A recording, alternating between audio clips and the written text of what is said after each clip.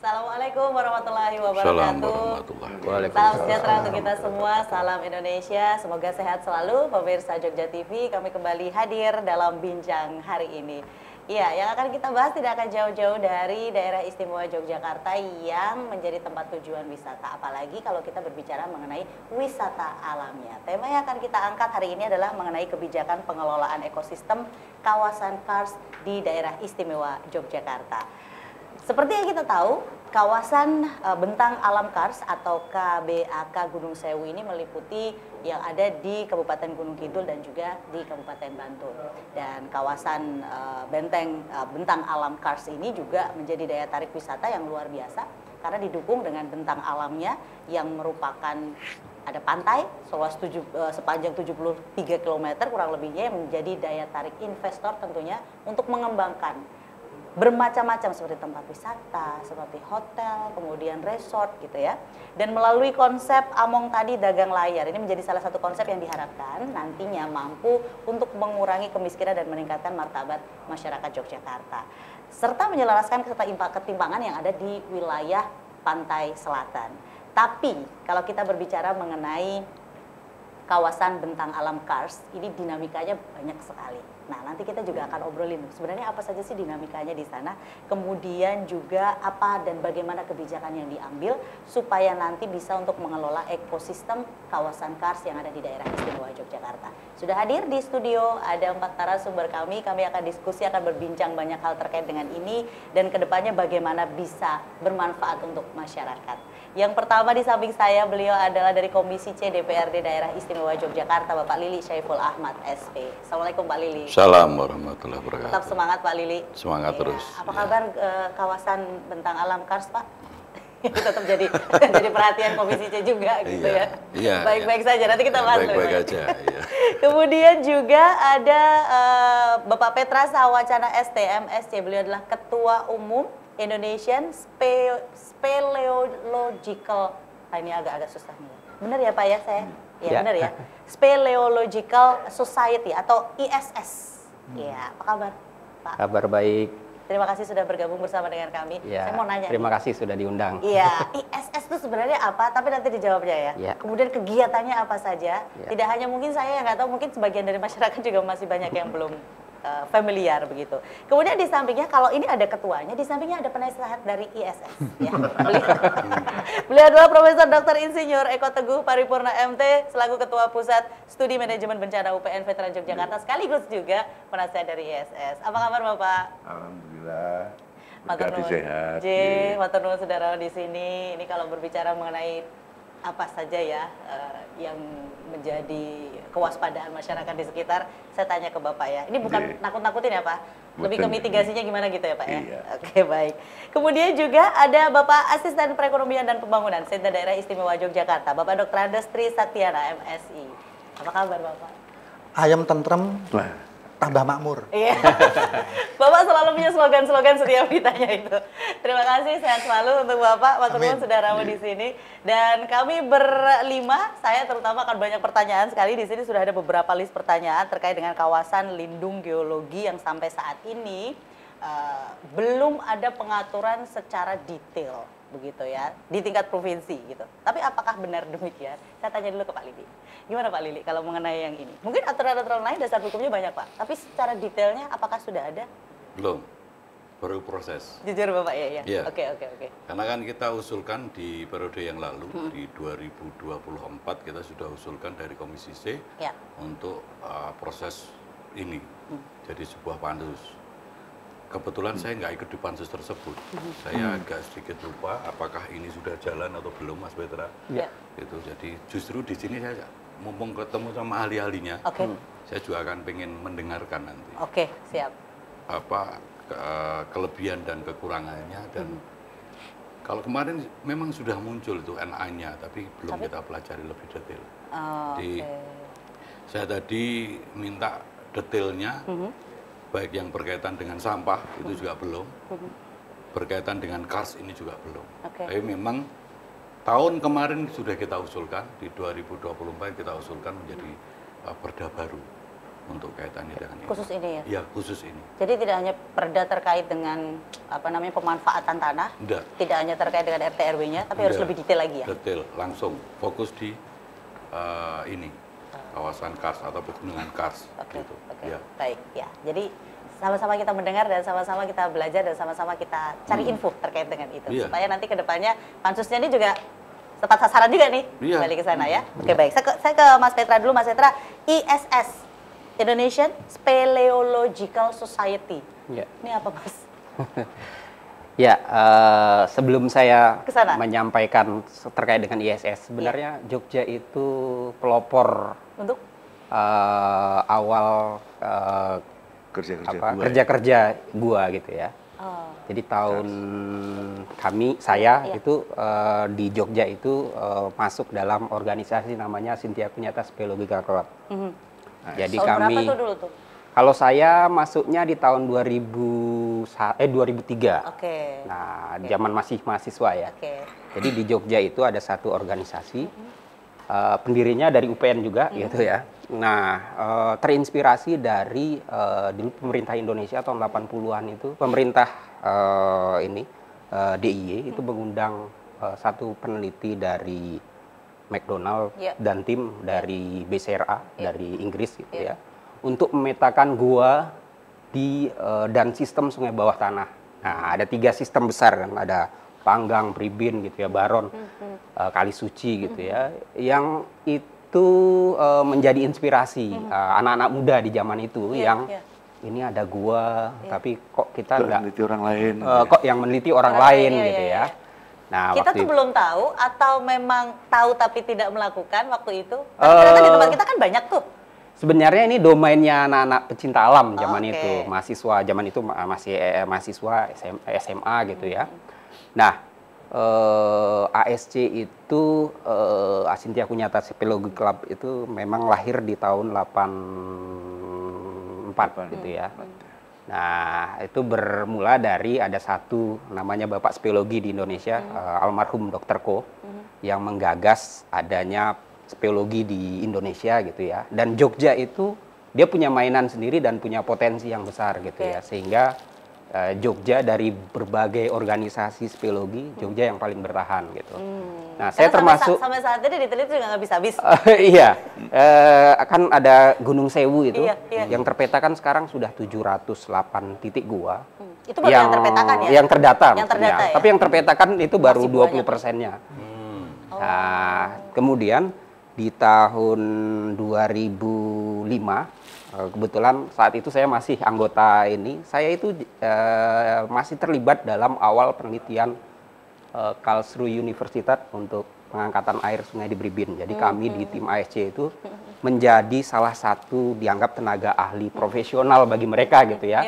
Nah, mereka melihat, wah di sini anak-anak muda di sini, kalau di sana biasanya kan anak-anak muda itu waktunya pesta apa, dia datang ke sini. Wah, ini anak-anak muda sini eksplorasi gitu. Nah, memang saat itu persoalan identitas ini menjadi satu ini ya. Ketika kawasan Kars ini mulai naik isunya gitu ya, mulai banyak potensinya di ini. Nah, identitas ini kemudian mempertanyakan, apa ada sekolah speleologi di Indonesia gitu? Apakah ada? Nah, kebetulan karena kami basicnya banyak di geologi, di kebumian, karena bicara speleologi itu kan ilmu gua dan lingkungannya. Jadi semua bidang ilmu. Nah, makanya tahun 2015 ketika ada persoalan-persoalan Kars di seluruh Indonesia, itu butuh satu lembaga yang ini bagaimana lembaga-lembaga yang isinya ahli-ahli atau para caver yang punya potensi dalam melakukan pendataan, analisis gitu ya, untuk membantu masyarakat dalam mengembangkan kawasan Kars yang dianggap kering, padahal sebenarnya justru kawasannya kaya dengan air gitu. Baru 2015 itu kami berdiri atas dukungan dari 26 provinsi waktu itu. Dalam satu event bersama, kita butuh satu kelembagaan yang bisa membawa speleologi ini untuk bagaimana secara nasional, untuk bagaimana perlindungan, konservasi. Karena ini sudah dulu dilakukan oleh negara-negara maju di urusan. Dan itu basicnya di Jogja? Basicnya awalnya di Jakarta gitu ya, di Bogor gitu. Karena saya di Jogja, berarti base-nya sekarang di Jogja gitu ya. Jadi karena dia ada di berbagai wilayah kan, ada wilayah Papua, wilayah Sulawesi, ada wilayah, terutama wilayah-wilayah yang potensi karsnya ada dan penggiat-penggiatnya juga ada. Gitu. Termasuk beliau nih penasehat itu juga penggiat juga ya? Iya. Lebih duluan masuk dibanding dia. Iya, masuknya duluan. Iya. Saya 1083, 1984, 85 masuk. Oke, baik. Dan sampai sekarang masih jadi penasehat untuk itu ya. Bapak, kalau Bapak sendiri kan ini Ketua Pusat Studi Manajemen Bencana UPN Veteran Yogyakarta. Iya. Kalau tadi berbicara mengenai gua, kemudian apa yang ada di sekitarnya. Nah, ini kalau saya ke Bapak kan lebih ke ini kekayaan alam. Cuman masyarakat juga kan harus aware. Ada apa ya bencana apa yang memang harus berdamai dengan mereka gitu. Nah, kalau kita berbicara itu, ancaman apa saja sih Pak bencana yang ada di kawasan Kars khususnya di daerah istimewa Yogyakarta? Gua tuh sama dengan yang lain, sebenarnya ada bencana-bencana yang potensi yang alamiah, yang non alam gitu. Lantas yang baru-baru ini muncul ya bencana-bencana ekologis. Ya kalau yang alamiah kayak kecenderungan amblesan, gempa, kalau di kasnya di tepi pantai ada tsunami itu ada yang non alam, ada kecenderungan misalnya buang limbah nggak benar, ada hal-hal yang kemarin ada cerita sapi yang kena antrak dibuang, gitu. Itu juga ada risiko, ada kekeringan, gitu. Jadi banyak ancaman yang muncul termasuk kecenderungan melakukan tata kelola gua, kawasan gua itu seolah-olah kayak kawasan yang non gua. Jadi bikin rumah, bikin pabrik atau bikin ini kayak kita tinggal di Kars itu tidak boleh persis sama dengan tinggal di kawasan gunung api misalnya. Jadi ada kelakuan yang lebih berisiko. Jadi kecenderungan rekahan pada Kars, menjadi sistem air bawah tanah yang tidak punya kemampuan meresap sistemnya gitu, bukan dipori, ya dia akan ke bawah aja. Istilahnya kalau guruannya, kalau di Sleman kencing Senen, kira-kira di sekilo itu baru bulan depan. Gitu. Kalau di sana, ya kan, kencing di atas itu ya, grojok kencing, langsung sekilo itu udah minum air kencing gitu karena ngikuti rekahan, ngikuti sistem sungai. Dan kondisi ini masyarakat harus paham benar ya Pak ya. Nah itu, ini perkaranya di situ tuh. Jadi tata kelolanya itu yang harus beda. Karena pembangunan Kars itu kalau nggak hati-hati akan lebih berisiko dibanding bangun di tempat yang lain. Warning ini sebenarnya yang kenapa menjadi mengelola Kars dalam perspektif manajemen bencana itu menjadi penting. Bikin jalan di JLS misalnya, risikonya berbeda dengan bikin jalan di Bantul, di Cilacap. Gitu. Walaupun kita tahu idenya sama aja gitu, tapi desainnya sama, amdalnya cuma satu gitu. Nah itu yang belum dipetakan. Belum dipetakan dan belum ada regulasinya yang jelas. Belum ada. Oke, nanti akan kita bahas lebih banyak lagi. Kita jeda terlebih dahulu, tetaplah bersama kami dalam bincang hari ini.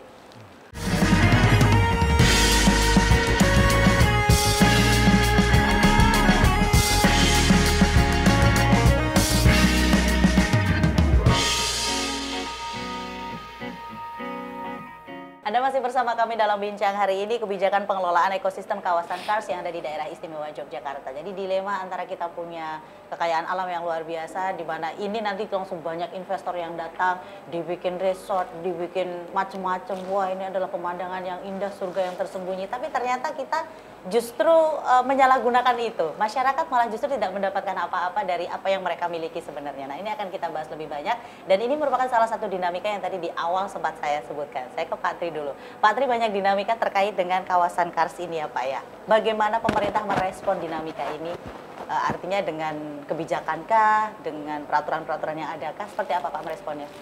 Ya, sebelumnya saya sampaikan bahwa Kars itu bagian dari geologi ya. Nah, kalau kita bisa soal geologi, ada usia geologi. Nah, usia geologi itu hitungannya jutaan tahun, Mbak. Iya. Sedangkan usia manusia, kalau manusia pertama kita anggap Nabi Adam, hitung-hitungannya kira-kira cuma 240.000 tahun yang lalu. Bandingkan usia Adam itu hanya 240.000 tahun yang lalu kira-kira. Dengan usia geologi yang jutaan tahun yang lalu. Jadi sebelum Adam ada, itu gua Briben wis ono, Mbak. Iya, gua-gua di Gunung Kidul sudah ada sebelum Nabi Adam ada. Dan tentu kerusakan geologi, kalau sudah kadung rusak, itu hampir tidak bisa diperbaiki. Hampir tidak bisa diperbaiki. Masih bisa, tapi hampir tidak bisa diperbaiki. Dan biayanya mahal sekali untuk perbaikinya. Nah, kerusakan geologi bisa diakibatkan ya proses alam itu sendiri. Mungkin tidak bisa dianggap rusak kalau itu ya, karena proses kan alam proses ya. alam, dan itu kan panjang jangkanya Panjang Pak sekali ya. Ada gempa dan sebagainya panjang gitu.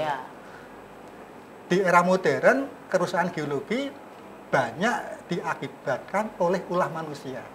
Yang ini harus kita kendalikan.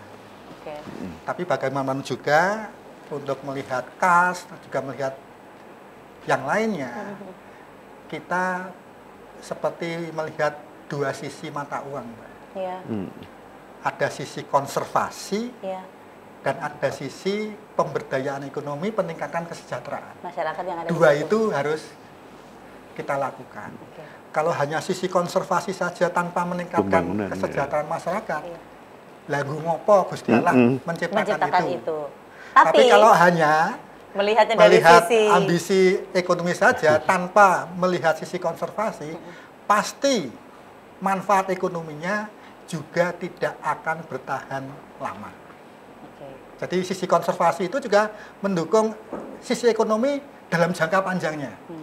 Jangan sampai kita hanya mengeksploitasi alam untuk jangka pendek, tapi jangka panjangnya rugi banyak sekali. Idealnya memang harus jalan bareng ya Pak ya? Jalan bareng. Tapi yang terjadi perlu kajian. Tapi yang terjadi di lapangan gimana Pak? Itu idealnya kan harus jalan bareng nih Pak Lili. Ya, saya barusan dapat info dari teman-teman bahwa untuk registernya yang ini peralat ya, biar tidak salah. Registernya yang di Kemendagri lagi nunggu untuk yang berkaitan dengan Kars Geopark. Ya. Jadi apa yang disampaikan oleh Pak Tri ya memang menarik hal itu. Saya jadi belajar juga dari profesor dan juga dari Mas Petra bahwa hal-hal ini menjadi perhatian khusus. Saya pikir awalnya kalau kita berbicara tentang Kars itu hanya berbicara tentang wisata. Awalnya begitu. Kemudian kita coba kaji ulang bahwa ada hal yang berkaitan dengan ekosistem yang ada di seputaran Kars tersebut. Bahkan itu juga menunjang dari kehidupan dari masyarakat yang ada dan semua makhluk yang ada di seputaran situ, termasuk jin ya Pak Tri ya. Iya Pak Tri. Yang sering Pak Tri ini agak asik pokoknya. Ini saya ya perlu ditanya juga nanti Mas Petra waktu masuk di gua-gua itu apa yang pengalaman sudah. Keajaiban. Ini muncul sebuah pertanyaan, kalau seandainya Kars itu juga di dalamnya itu ada air bawah tanah. Mestinya di kawasan Kars atau kalau kita bicara Gunung Kidul, Bantul sebagian, Sleman ada juga ya Mas sebagian ya? Kars ada ya? Sleman enggak masuk ya, transisi. Oh iya. Epikars. Jadi mepet lah ya. Nah Kulon itu Progo ya. Malah Kulon Progo ada ya? Kulon Progo. Saya orang Kulon Progo Mas. Oh iya. Seplawan Kars Kulon Progo. Jadi orang Jogja saja. Nah, Bantul. Justru ini perlu ditelaah. Kalau kemarin orang mengatakan bahwa Gunung Kidul itu kekeringan, sementara Karsnya banyak. Kok bisa gitu Pak? Kok bisa gitu kan? Artinya ada rentetan di dalam Bahkan mungkin nanti Mas Petra dan Pak dan Prof Eko itu bisa mengkaji. Kita akan dorong di sini agar supaya sumber mata air tersebut itu bisa termanfaatkan untuk masyarakat. Baik untuk wisatanya dan juga untuk kehidupan makhluk hidup yang ada di sekelilingnya. Ini tantangan kita. Ya sekilas membaca tadi, nggak cuman berbicaranya objek wisata. Dan gitu. Tapi sesuatu yang sangat penting gitu. Ada hal yang harus dipertahankan untuk jangka panjang gitu kan. Dan kalau kita berbicara narasi ini kuat sekali. Berbicara tentang hajat hidup orang banyak, hak hidup orang banyak dan sebagainya. Ini menjadi narasi yang kuat untuk bagaimana mendorong Perdakars dan Pergubnya nanti bagaimana dalam pengelolaan dan apa yang menjadi kajian-kajian beliau yang selama ini sudah dijalankan mestinya menjadi support utuh dari pemerintah DIY agar supaya kemanfaatannya untuk masyarakat di sekeliling dan masyarakat DIY ini menjadi lebih baik lagi ke depannya. Oke, Mas Petra, kalau teman-teman di ESS apa saja yang sudah dilakukan? Artinya penelitian apa saja? Apakah penelitian yang tadi Pak Lili sampaikan bisa-bisanya Gunung Kidul kekeringan mau di bawah aja banyak? Gimana tuh? Udah melakukan penelitian itu juga nggak? Ini mungkin bukan hanya ISS saja, tapi banyak organisasi. Jadi ISS itu kan organisasi yang menaungi banyak penggiat organisasi di ini gitu. Kalau saya, yang saya lakukan yang paling rasakan gitu ya berkontribusi pada Bribin. Itu saya ikut dalam proses mencari titik di bor di mana itu dengan metakan ini ya, dengan teknologi waktu itu bareng Jerman kan. GPS ketika ditemukan titik sini supaya dia bisa dibor di titik sini. Itu dengan akurasi 0,05 atau 5 meter lah kalaupun nyasar gitu ya dalam 100 meter. Nah, penelitian-penelitian ini juga sudah banyak dilakukan. Nah, terakhir itu tahun 2024 kemarin itu terkait dengan jasa lingkungan. Jadi ada jasa air, nah itu kan yang utama gitu ya di ini. Kemudian jasa pertanian, kemudian jasa ekosistemnya, kemudian ada jasa ruang hidup gitu ya, jasa ekowisatanya.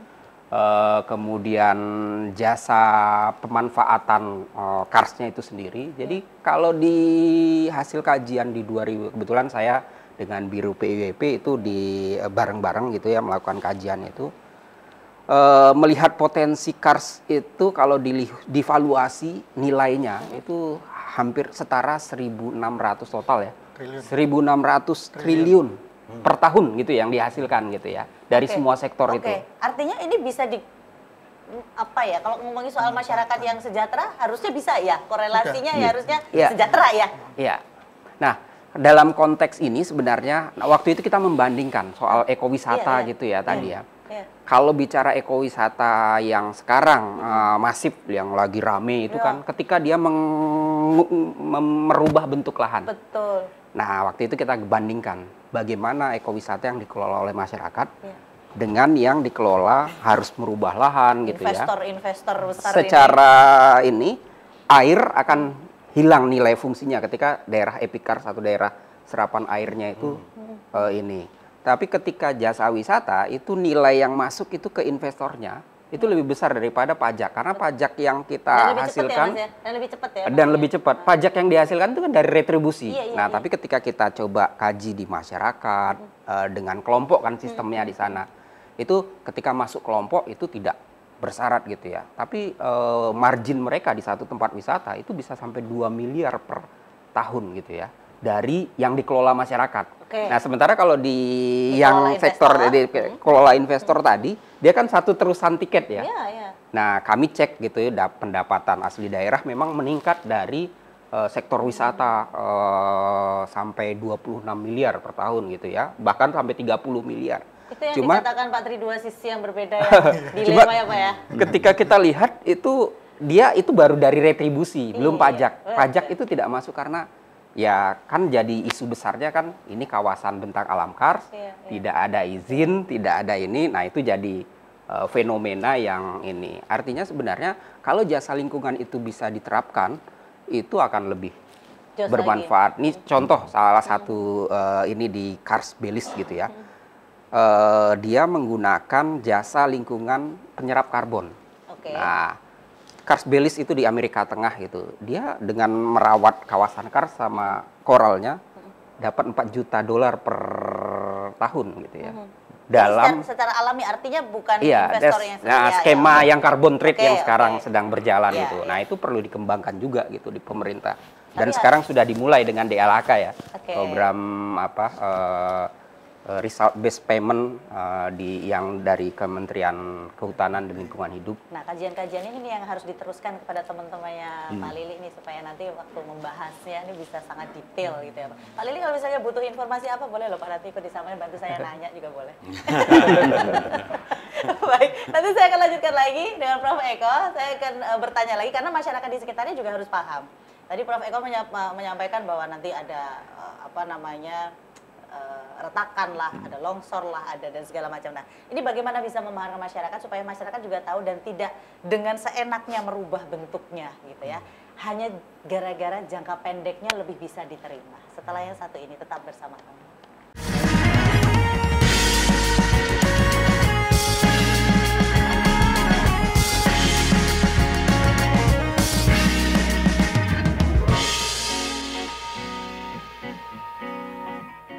Ya, kebijakan pengelolaan ekosistem kawasan Kars di daerah istimewa Yogyakarta patut berbangga, patut bahagia karena daerah istimewa Yogyakarta memiliki kekayaan yang luar biasa. Cuman kalau kita tidak tahu bagaimana cara menggunakannya, kita nggak ngerti bagaimana cara merawatnya, ya repot juga. Jangka dekatnya mungkin kita bisa menerima banyak manfaat dari situ, tapi jangka panjangnya kita nggak akan ngerti. Profesor Eko, mitigasi Prof, kita berbicara mengenai mitigasinya, upayanya seperti apa? Mitigasi yang dilakukan dari berbagai ancaman bencana yang tadi di awal Prof sudah sampaikan. Ya, kayak skipping mata uang nih, kalau kita menggunakan memanfaatkan di satu sisi, maka sebenarnya mengurangi risiko perlu dilakukan di sisi lain. Ya, memanfaatkan sebagai jalan, tapi lupa tidak memetakan sistem gua yang ada dan sistem di bawahnya, maka kan ada rapuh. Dengan demikian sebenarnya pemetaan, penguatan itu menjadi penting. Terus kalau kita mengambil air di titik, tapi tidak menjaga air masuknya di mana, sehingga air deras mengalir di permukaan. Yang menarik sebenarnya juga air mengalir dalam satu sistem sungai bawah tanah tidak merata. Ini juga akan berisiko air itu tidak terbagi secara baik dalam waktu. Ini juga penting, artinya juga di dalam satu sistem sungai bawah tanah itu ada bagian-bagian yang perlu dikonservasi. Nah, biasanya kita menuduh menggunakan masyarakat yang merusak Kars. Tapi kalau kita lihat fakta yang ada, sebenarnya kerusakan-kerusakan itu lebih dipicu ketika kita mengundang investor yang mekanisme grabbingnya itu lebih kuat di tempat-tempat itu, sehingga ada shock gitu. Perubahan morfologi yang mendadak. Kaget nih alamnya nih. Iya, sehingga banjir menjadi sering terjadi, termasuk misalnya kita salah dalam mengelola ruang. Nah, ini juga menarik. Pelajaran dari masa lalu itu seolah terpotong ketika ada kemajuan. Iya, tapi... Ya, jadi dulu terkenal ada terasering. Ya, jadi dulu terkenal dengan olah tanah minim, bertani minim olah. Jadi sehingga ada panen harian, hanya menyebar, panen mingguan. Nah, itu tidak dilakukan, seolah-olah bertani di kawasan Kars itu sama dengan bertani di Bantul, sama dengan pembagian air, pembagian ruang itu perlu dilakukan. Nah, termasuk ancaman-ancaman, misalnya potensi longsor, potensi amblisan, rubuhan itu juga perlu dicermati. Nah, biasanya intervensi skala besar itu memunculkan anomali risiko yang lebih kuat. Intervensinya dari mana nih? Dari pihak-pihak yang mau Misalnya bentuk perataan morfologi untuk bangun gedung. Oke. Jadi ada hotel, ada cottage, ada apa. Gitu. Perlu diingat, Kars itu modalnya itulah konikelnya. Jadi surganya itulah konikelnya. Tapi ketika kita mau melakukan, bukan adaptasi terhadap Karsnya, tapi meratakan. Ini kan jadi mereka bertolak belakang. Kita, gitu ya? Ya, jadinya harusnya gitu. Semua bentuk investasi itu, termasuk warga dalamnya, beradaptasi terhadap morfologi Karsnya, ekosistem Karsnya. Ya, mereka harus konsultasi dulu nih sama Prof. Eko, sama Mas Petra juga harusnya. Sebenarnya pengetahuan ini sudah pengetahuan umum. Tapi kenapa masih terjadi juga begitu? Ya, karena merasa logika berpikirnya itu tuntutan bisnis itu tidak seperti itu gitu. Jadi jadi harusnya dilakukan adaptasi. Hitung-hitungannya misalnya juga sebenarnya di Gunung Kidul itu berkembang. Warga kalau misalnya cottage warga itu juga menarik. Tapi maaf ya, kadang-kadang sebagai pemerintah daerah kurang suka kalau warganya yang untung dibanding pemerintahnya yang untung. Mungkin gitu gitu. Kita potong dulu ya Pak ya. Saya menarik ini, saya mau lanjut ke Pak Tri. Karena ini termasuk dinamika Pak Tri. Ini termasuk dinamika dan respon dinamika dari pemerintah sendiri. Pak Tri sudah beberapa menyampaikan ya. Nah, salah satunya apakah ada arahan ke pemerintah daerah, ke kepala daerahnya Pak Tri? Ya. Jadi Kars Gunung Kidul itu kan sudah mendapat payung dari UNESCO ya. Iya. Dan beberapa waktu yang lalu pernah Bupati Gunung Kidul itu ingin mengurangi luasan Kars itu. Mengurangi luasan Kars artinya dialihfungsikan? Supaya tidak terkena hukum Kars gitu ya. Kawasan bersurat ke gubernur gitu. Dari sekian hektar menjadi sekian hektar kan gitu ya, seperti dikecilkan. Itu efeknya apa kalau begitu? Supaya agak punya keleluasaan untuk investasi, membongkar. Karena kalau luasannya terlalu seperti luas, itu kan ada batas-batas ya. Nah, Pak Gubernur cuma jawabnya itu tidak mengiyakan dan tidak melarang, tapi syarat-syaratnya oke banget itu. Boleh asal disetujui ini, setujui Pak Eko, setujui siapa itu. Jangan-jangan kan sudah paham apa yang dimaksud Pak Gubernur. Iya. Harusnya sudah paham bahwa nggak boleh, harusnya gitu ya. Gitu. Itu contohnya. Jadi memang godaan-godaan peningkatan kesejahteraan dalam jangka pendek ini menjadi utama. Padahal dari sisi negara, dari sisi pemerintah, itu kita tanggung jawab kebaikan jangka panjang untuk semua orang. Tapi kebaikan jangka pendek untuk sedikit orang itu ya tanggung jawab pribadi dan perusahaan. Nah, mengidealkan antara dua ini yang kemudian perlu ada kompromi-kompromi. Seperti itu. Nah, ada syarat-syarat yang mungkin berbeda membangun di Kars dengan yang bukan di Kars. Bukan nggak boleh ya, tapi ada syarat tertentu yang adaptasinya itu berbeda dengan kawasan yang bukan Kars. Seperti itu. Berarti ini benar-benar butuh perda yang detail dan jelas. Kuat. Butuh nggak teman-teman ini juga untuk duduk dalam penyusunan perdanya? Jadi kalau teman-teman investor itu melihat Pak Eko Teguh itu zamannya Flintstone gitu. Padahal enggak itu ya. Kebijakannya ngono Pak Eko. Artinya sampai segitunya mereka. Iya.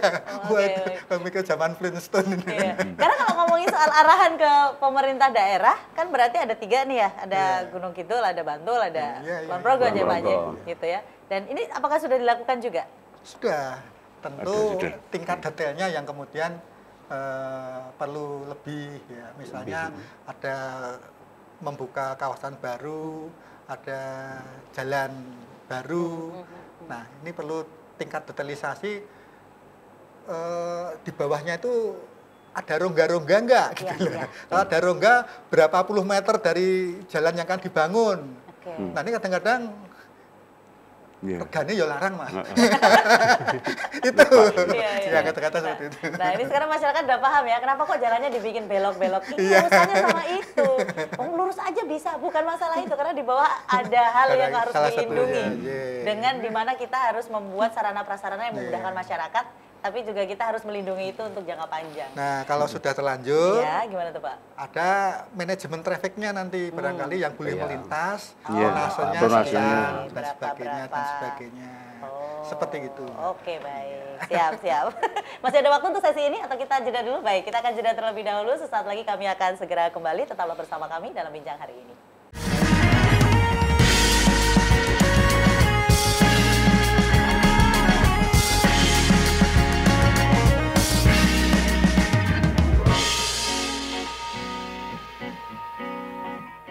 Ya, Anda masih bersama kami dan kami masih membahas mengenai kebijakan pengelolaan ekosistem kawasan Kars yang ada di daerah istimewa Yogyakarta yang memang selalu istimewa. Jadi mudah-mudahan dengan obrolan kita ini masyarakat juga semakin tahu bahwa ternyata kita memiliki kekayaan luar biasa, terutama kawasan Kars yang ini memang harus dilindungi.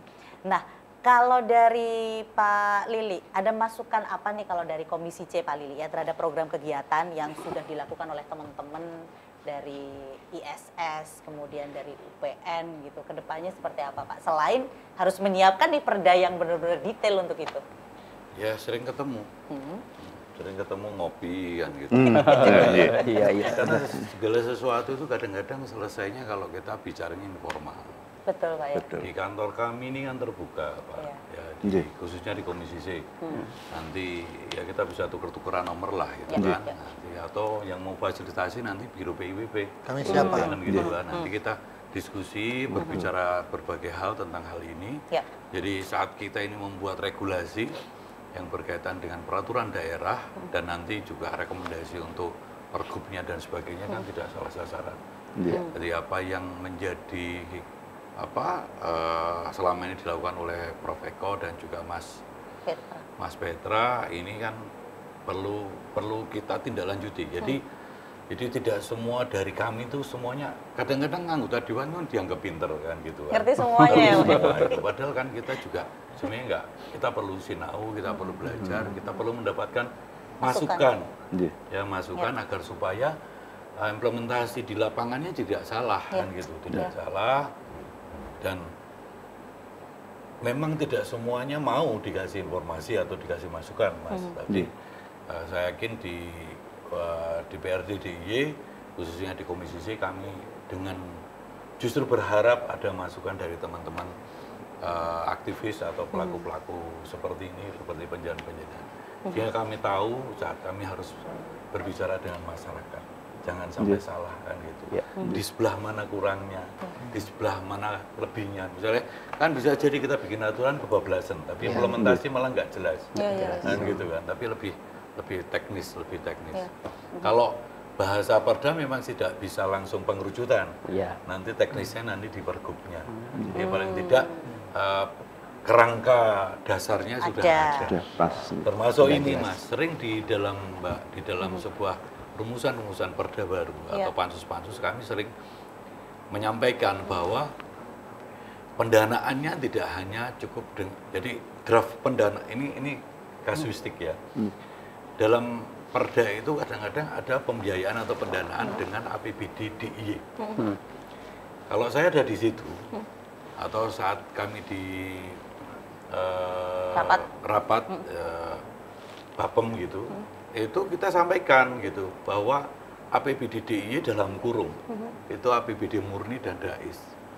Sehingga harus lebih detail ya. Tidak ada tarik-tarikan dan apalagi saat berbicara dengan Kars Geopark ini, kalau dari saya menyerap dari beliau bertiga yang sudah ngendiko, ini tidak bisa tidak, artinya ini bisa masuk dalam kerangka kebudayaan. Dan setahu saya waktu kemarin kita nyusun tentang perda tata ruang di tahun 2023 ke tahun 2043, ini Kars juga sudah masuk. Nah tinggal kita tempelkan lagi, dan kebetulan dalam bulan depan kita akan menggagas sudah menggagas, sudah masuk, sudah disepakati di Bapem tentang Perda Pariwisata berbasis budaya di kelurahan. Artinya pengerucutan yang berkaitan dengan kars di masing-masing kelurahan yang di Gunung Kidul, Bantul, yang memiliki dan sebagainya. kars ya, yang memiliki Yang kawasan itu kan kars. bisa Iya. kita mainkan di situ. Ada kalimat berbasis budaya, Mas. Iya. Nah, waktu itu kita juga masukkan pendidikannya dong yang berbasis budaya juga. Iya. Artinya kita asik lah, seneng lah gitu kalau terus nanti kan lah Mas Petra, Pak Eko, Siap. monggo kita diiseni ya biar kita lebih paham gitu Isi Pak. ya. Iya. Supaya kodamnya lebih banyak ya. Jadi kalau bahas di pansus Iya. tuh mantap begitu ya. Oke. Baik Mas Petra, ini karena di sesi terakhir Mas Petra, bagaimana kita bisa mempertahankan? Kalau kita ngomongin soalnya dari UNESCO tadi kan kita ada UNESCO Global Geopark Gunung Sewu ya. Gitu. Dengan kondisi yang sekarang ada, pembangunan di mana-mana, investor datang silih berganti. Ini rame aja karena ada influencer yang terkenal terus akhirnya jadi masalah. Iya. Sebenarnya sebelumnya kan sudah banyak pelanggaran-pelanggaran tuh ya. Iya. Gimana kita bisa mempertahankan itu?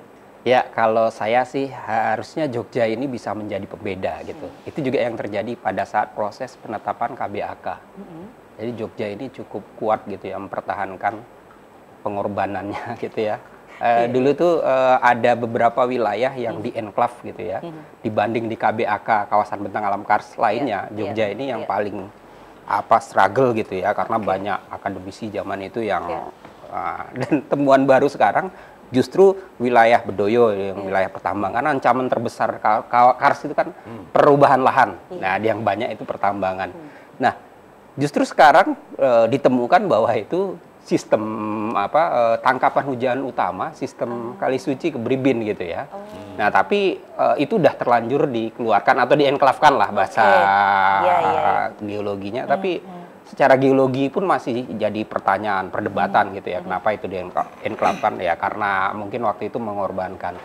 Nah, kemudian kalau dilihat tadi, saya sepakat tadi dengan yang budaya tadi, karena hasil kajian kemarin itu ketika itu diserahkan dalam konteks komunitas, budaya itu akan lebih muncul dibanding pada investor yang satu terusan. Kan dia nggak ngerti sejarahnya. Iya, kita contoh aja ini ya, Bukit Breksi ya.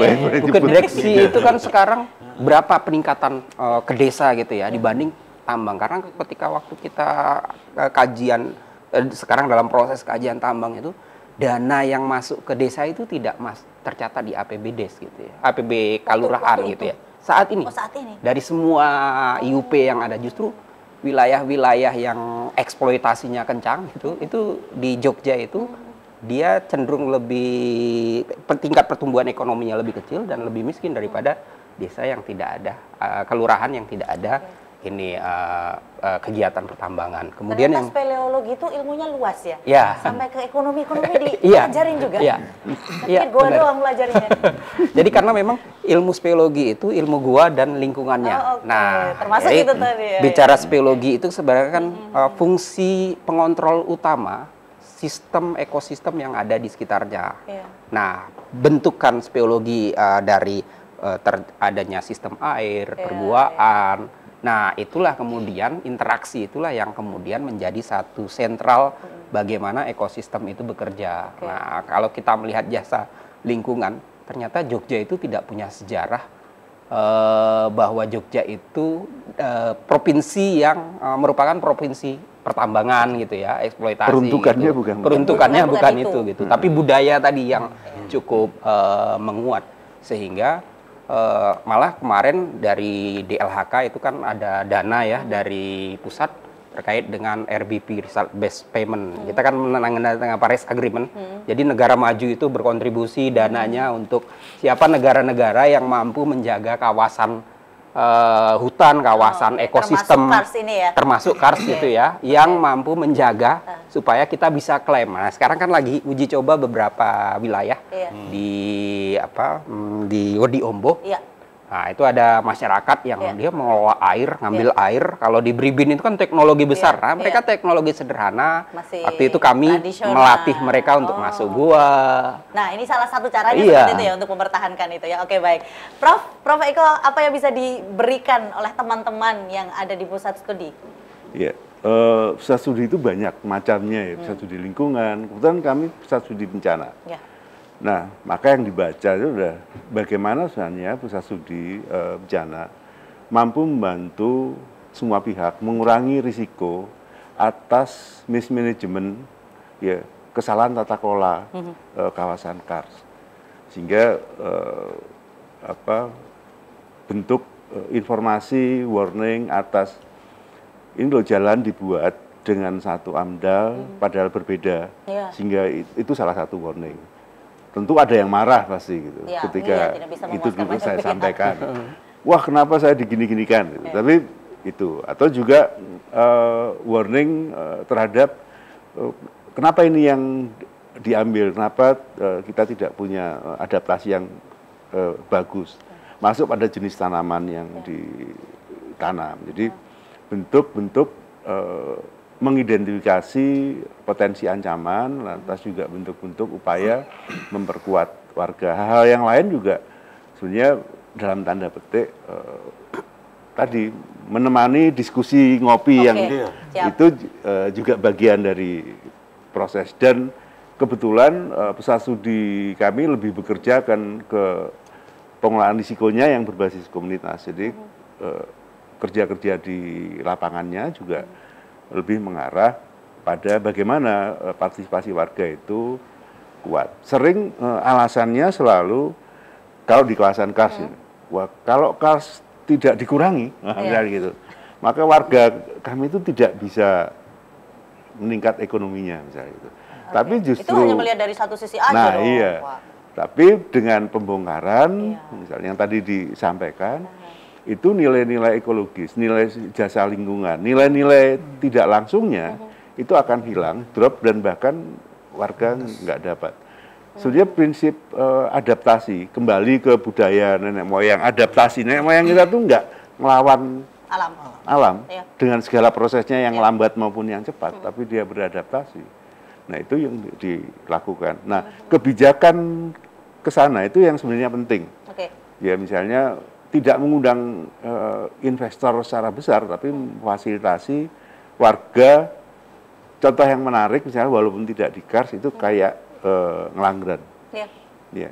Akhirnya menjadi homestay yang standarnya internasional, tapi internasional karena orang WC-nya duduk gitu. Iya kan? Nah, jadi itu salah satu bentuk, dan kenapa tidak seperti itu dikembangkan. Oke, baik. Ya, itulah yang bisa disampaikan, dan banyak hal yang bisa kita ambil sebagai kesimpulan, tapi saya ke Pak Tri aja nih yang supaya menyimpulkan semuanya. Pak, kalau kan ngomongin soal kebijakan, ke beliau juga gitu. Bagaimana? Apa yang sudah kita obrolin ini mengenai kebijakan pengelolaan ekosistem kars? Luar biasa, Jogja tuh kaya banget, tapi saya sendiri meskipun tidak ada di daerah itu, eman aja gitu Pak, kalau banyak investor yang terus akhirnya merusak bentuk. Jadi main ke sana kok ya ono suara bego gitu loh Pak. Sedih aja gitu. Nah, kalau dari Bapak sendiri gimana Pak? Ya, kalau bisa kita kerucutkan dan bersuasana kultural, kembali ke filosofi. Ke filosofi Hamemayu Hayuning Bawono. Jadi penanganan kas ini juga Hamemayu Hayuning Bawono. Betul. Artinya Hamemayu itu kata dasarnya hayu, selamat, atau ayu, cantik. Tugas kita, manusia ini, termasuk aparat pemerintah, termasuk legislatif, itu adalah mempercantik cantiknya dunia. Cantiknya kars. Minimal menyelamatkan cantiknya kars. Seperti itu. Iya. Segera saja, mudah-mudahan Perda segera dibentuk dengan detail yang tidak bisa memuaskan banyak pihak, tapi paling tidak bisa bermanfaat untuk masyarakat, tidak hanya jangka pendek tapi juga jangka panjang, harapannya gitu. Menyelamatkan semuanya. Menyelamatkan semua. Termasuk investornya. Biar tidak salah. Iya, biar tidak salah. Iya, betul. Kita harus semua harus kita lihat ya. Oke, baik. Jangan cuma masyarakat umum. Betul. Tidak cuma alam, tapi investornya juga harus selamat. Supaya meningkat juga kesehatan, kesejahteraan gitu. kita. Matur nuwun Pak Lili, Pak Metra, Prof Eko, dan juga Pak Tri. Terima kasih sekali. Mudah-mudahan banyak informasi yang bisa kita ambil dari sini. Masyarakat juga semakin paham bahwa inilah Yogyakarta yang memiliki banyak kekayaan, apalagi kars ini yang harus kita jaga bersama. Matur nuwun, terima kasih. Salam sehat untuk kita semua dan sampai jumpa lagi. Assalamualaikum warahmatullahi wabarakatuh. Waalaikumsalam warahmatullahi wabarakatuh.